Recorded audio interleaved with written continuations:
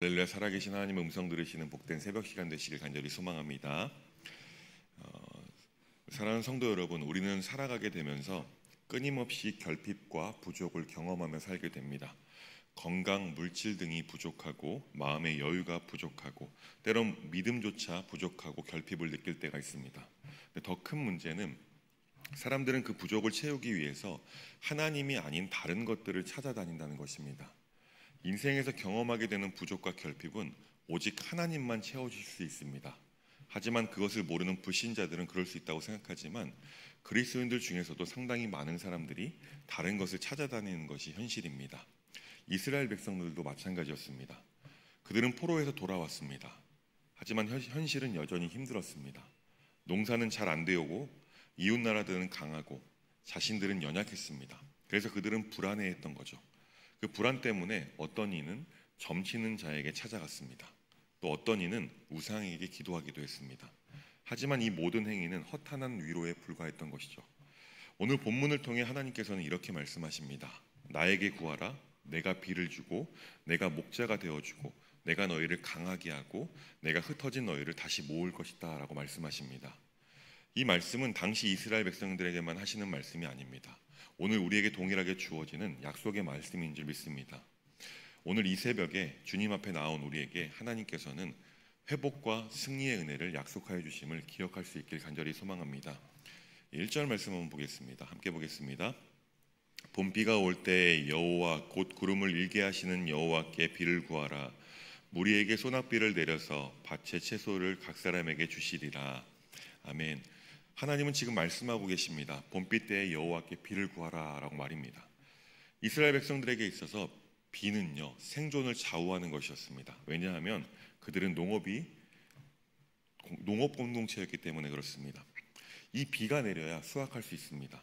그런데 그런 비는 사람이 어떻게 할 수 있는 것이 아니었죠. 그 어떤 기술로도 비를 내리게 할 수는 없었습니다. 오직 하나님께서 하늘문을 여시고 은혜를 베풀어 주셔야지만 비가 올 수 있었던 것입니다. 우리의 삶도 마찬가지입니다. 아무리 우리가 열심히 노력하고 애써도 하나님의 은혜가 내리지 않으면 우리는 열매를 거둘 수 없습니다. 아니요, 싹조차도 맺히지 않을 것입니다. 시편 기자는 이렇게 고백했습니다. 시편 127편 1절 말씀입니다. 제가 보겠습니다. 말씀 읽어드리겠습니다. 여호와께서 집을 세우지 아니하시면 세우는 자의 수고가 헛되며 여호와께서 성을 지키지 아니하시면 파수꾼의 깨어있음이 헛되도다. 무슨 말씀입니까 이게? 하나님께서 하시지 않으면 우리 인간의 수고는 헛된 것이 된다라고 말씀하고 있는 것입니다. 사랑하는 여러분, 우리 인생이 바로 그렇습니다. 나는 분명 계획할 수 있습니다. 그리고 노력할 수도 있습니다. 하지만 결과는 하나님의 손에 있음을 우리는 믿어야 될 줄 믿습니다. 그렇게 우리는 간절함으로 날마다 하나님께 구해야 합니다.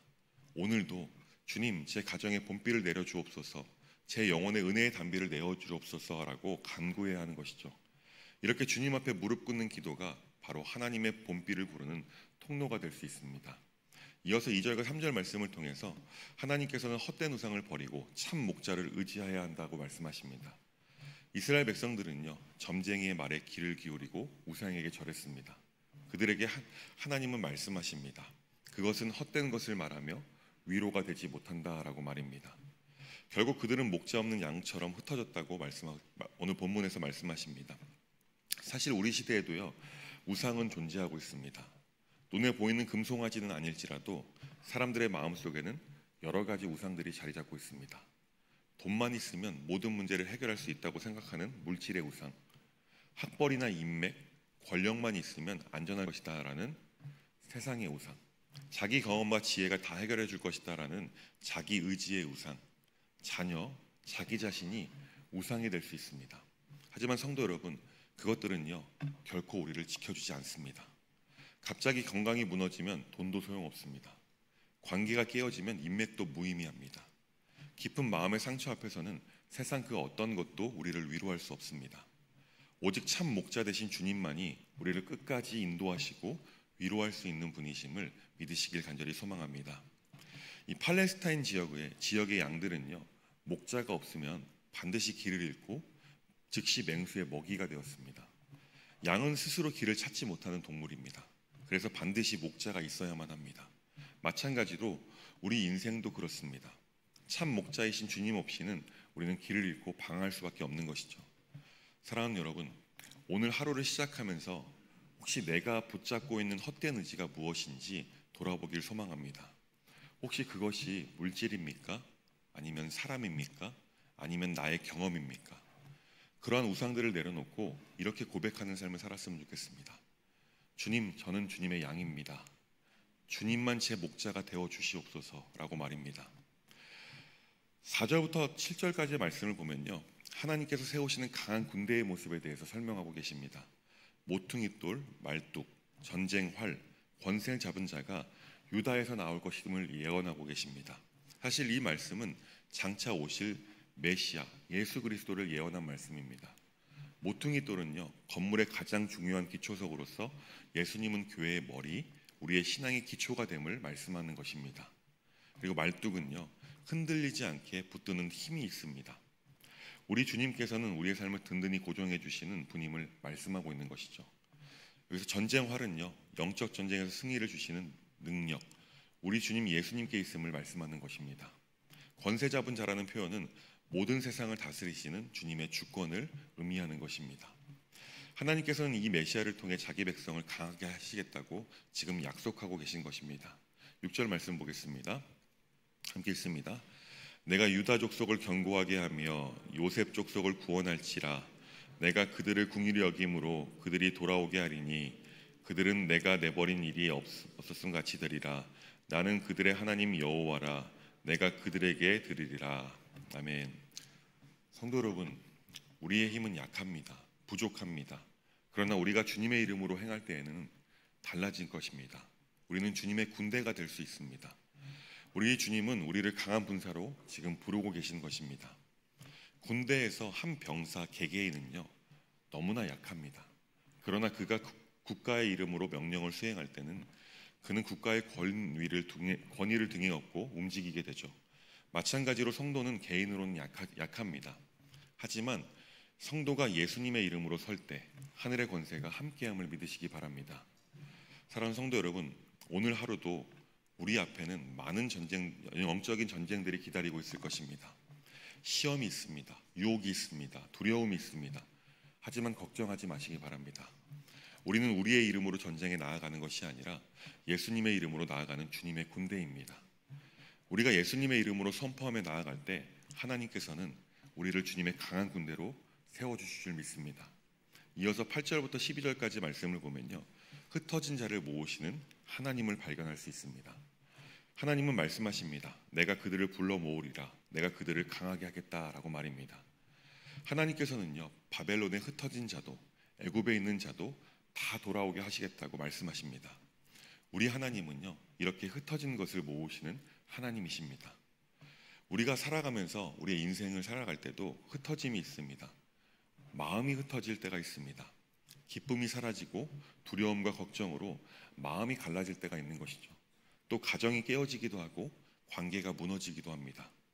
또한 교회 공동체 안에서도 시험으로 인해 성도들이 흩어지는 아픔을 경험할 때도 있습니다. 그러나 하나님께서는 말씀하고 계십니다. 내가 다시 모으겠다고, 내가 너희를 강하게 하겠다라고 말입니다. 이것은 회복시켜 주시겠다는 하나님의 약속인 줄 믿습니다. 이 약속은요, 이스라엘의 역사에서만 아니라 우리의 삶 속에서도 여전히 유효한 약속입니다. 하나님께서는요, 지금도 잃어버린 자들을 찾으시고 흩어진 마음을 모으시고 깨어진 공동체를 회복시키시는 신실하신 하나님이시기 때문입니다. 한 어머니가 있었습니다. 아들이 집을 떠나 방황했습니다. 하지만 어머니는 매일 저녁 문 앞에 등불을 켜놓았습니다.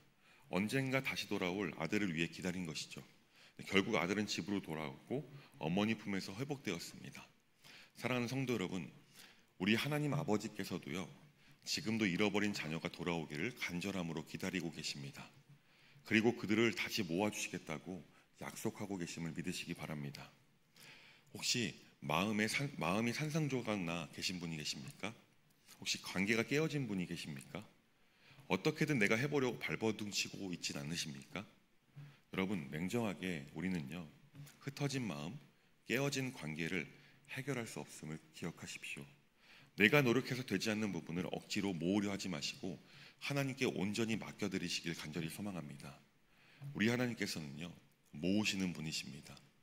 우리 하나님께서는요, 깨어진 것을 회복시키시는 분이십니다. 하나님만이 하실 수 있습니다. 말씀을 맺겠습니다. 오늘 말씀을 통해 하나님께서는요, 우리에게 세 가지 약속을 해주셨습니다. 첫째, 비를 주시는 하나님께 기도하면 우리 삶 가운데 봄비를 내려주시겠다고 약속하고 계십니다. 둘째는요, 헛된 의지를 버리고 참 목자 예수님을 의지하면 그분께서 우리를 인도해 주시겠다고 약속하고 계십니다.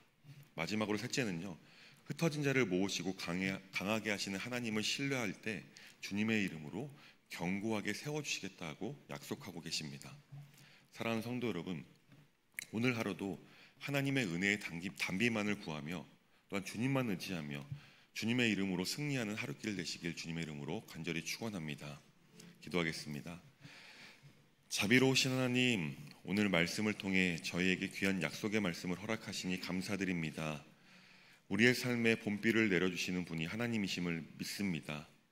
헛된 것을 의지하지 않고 참 목자가 되신 주님만 따르는 삶을 살게 하시고 흩어진 마음과 무너진 삶을 주님께서 회복시켜 주시고 주님의 이름으로 담대히 승리하는 삶을 되게 인도하여 주옵소서.